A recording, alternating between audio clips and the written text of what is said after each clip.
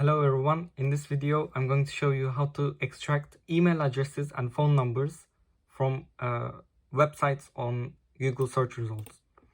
So you need to paste in this into your Google search bar. Here you can put any URL that you want. It could be a social media site or any other site.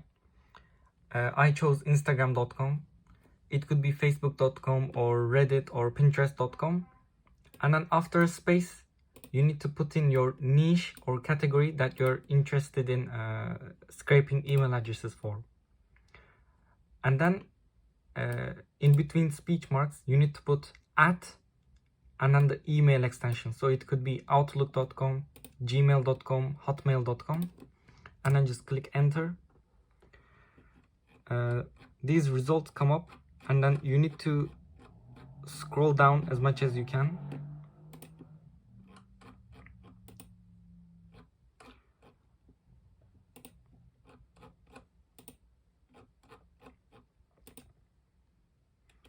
And then you need to download this Chrome extension called Email and Phone Number Extractor, link in description. When you click on it, it will automatically scrape all the email addresses it finds, like this, and put them in this list here, and also the phone numbers here.